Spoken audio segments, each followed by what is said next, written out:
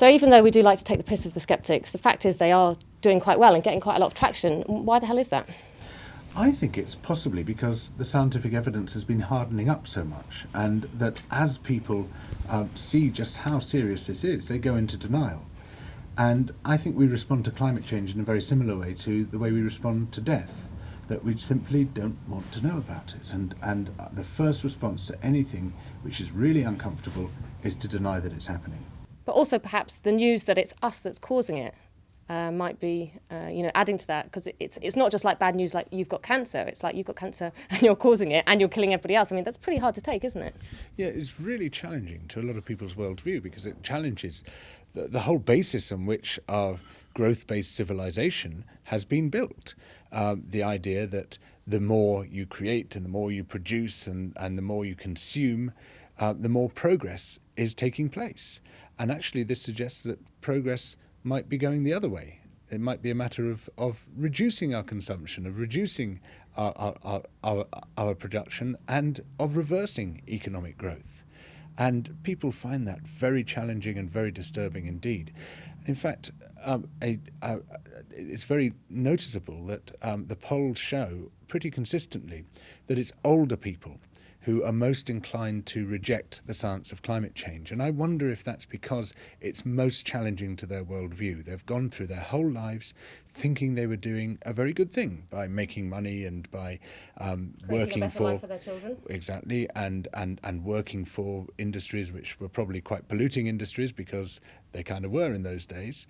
And suddenly, here we are, these younger whippersnappers, telling them that they've been doing a very bad thing all this time. And understandably, they hate that message. Because also there's these moral codes are in opposition now, aren't they? Because, everybody's been told that, you, for example, fly to your sister's wedding in Sydney. That's a morally correct thing to do.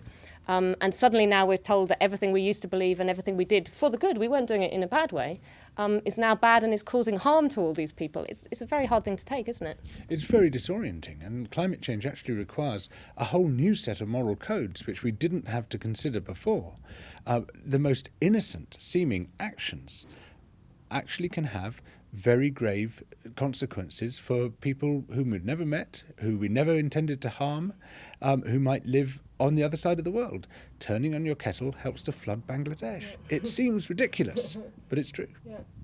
And also I think there's something in the fact that, the older generation, they did their best and they were trying to, provide a safety and, a good life for their children, a better life. And then to find out that actually, everything they've done is going to provide a worse life for the coming generations. It's so hard to take. You can see, I can understand. Well, they've got plenty of good excuses for not knowing and not being aware at the time when they were working and producing that pollution.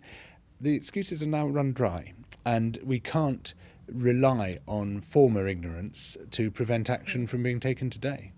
And on the climate march through Copenhagen the other day, it was very interesting to see how many old people really were struggling to walk through that march. So let's not dismiss the whole older generation. No, I don't by any means. And some of the best campaigners of all are people who are post-retirement age. But it's just a general trend. And what the polls show pretty clearly is that climate skepticism or climate change denial, which I think is a more accurate term, is more heavily concentrated towards the older end of the spectrum.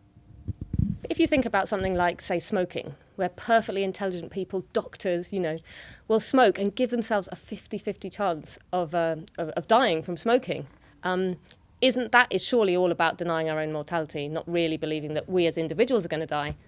Times that by 6.5 billion people, all in denial about their own death, and then all in denial about, it's hopeless, isn't it? Well, there's a very interesting new paper by a woman called Janice L. Dickinson, where she actually directly connects this issue of the denial of death with the denial of climate change, and draws on the remarkable work of the cultural anthropologist Ernest Becker, who died in the mid-70s, who wrote a book called The Denial of Death. And he showed how we create immortality projects to try to persuade ourselves that we're not really going to die. Films, like books, that kind of thing. Exactly that kind of thing. Yes, it's that sort of irrational behaviour that certain people engage in, and that the likes of us, of course, are far above. But, absolutely not. And so that something lives on. How are rational people ever going to get around the skeptics' problem, really? Well, I mean, we've used rational arguments for 30 years, haven't we? And that didn't convince them. We're not going to convince everyone, and we just had to accept that. But at the moment, luckily, the people who really count seem to be holding the line. Governments have got their scientific advisors, and the scientific advisors are telling them very clearly what the science says. And we'll just have to hope that people can be carried along with this to some extent. It'll always make the job more difficult, the intensity and the extent of this denial. But it doesn't make it impossible. We just have to keep on keeping on. So obviously calling them, calling it denial, calling them deniers, is linking them very clearly to the Holocaust deniers. Do you think that's a fair comparison? Well, it's not actually linking them to Holocaust deniers. That's not my intention. I call them deniers because I can't think of a better word. And in fact, I've asked people repeatedly at public meetings, if you don't like the word denier, come up with a better word, and no one has been able to do so. Many of these people call themselves skeptics, but the ones I've met are the opposite of skeptics. They will believe any old rubbish as long as it suits their belief that climate change isn't happening. And the crazy theories and the crazy people who promulgate those theories that climate change deniers will latch onto in the desperate hope that it's not true shows they're not skeptics, they're suckers. And so what else do you call them? What other word in the English language actually matches the phenomenon that we're faced with here? If you take some other big scientific debate, say quantum physics or, the cause of cancer or something, you would never have, random plumbers and, teachers and football players pitching in as though they could understand the detail. I mean, what is it about climate change that means that everybody thinks that their belief is valid somehow, as a valid part of a scientific debate? What it is that climate change is important. And this is going to happen now with every scientific issue that is important, because these guys have learnt how to do it. They learnt how to do it with smoking. It was originally the tobacco companies which developed the model of hiring PR companies, setting up grassroots campaigns, fake grassroots campaigns, hiring so-called experts to say that tobacco smoke doesn't cause lung cancer or second-hand smoke is completely harmless, and these massive campaigns. And they refined the model. They worked out exactly how to do it. And if you remember, well, you probably are too young to remember, but 20 or 30 years ago, there were very large numbers of unqualified people saying, it's been scientifically proven that there's no link between tobacco and lung cancer. My great aunt used to tell me this all the time. And I used to tear my hair out as an adolescent and say, but you're just wrong. And she said, no, it's been scientifically proven. And I remember her finishing one debate by saying, as a matter of fact, I am 64, you are 17, you know nothing. But this is going to happen with everything. Whenever there is a serious environmental problem or a serious public health problem, from now on, we're going to run into exactly the same issues of widespread public denial fueled by public relations companies.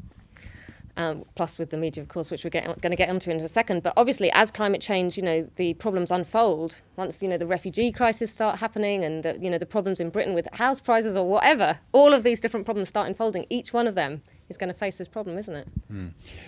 Yes, I mean, we have an infinite capacity for denial. But we're also now, we're seeing a very clearly delineated war beginning, which is a much wider war than climate change. And it's fundamentally a war between the expanders and the restrainers. That's how I've labelled them. And the expanders are people who believe there should be no limits to their self-fulfillment. They should be allowed to do whatever they want. They should be allowed to swing their fist regardless of whose nose might be in the way.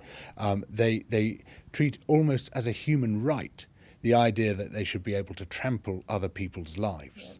And the restrainers are those who say, we have to establish limits, otherwise we damage each other's interests and we wreck the ecosystem on which we all depend.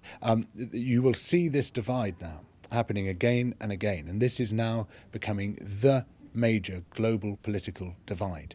It's informed by the old politics. Generally you've got progressives on one side, reactionaries on the other, liberals, conservatives, but it's not exclusive to the old politics. And it's a new politics of restraint on the one hand versus expansion on the other.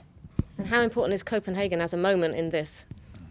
Well, this is a time at which we turn and face ourselves and ask ourselves who we are and who we want to be.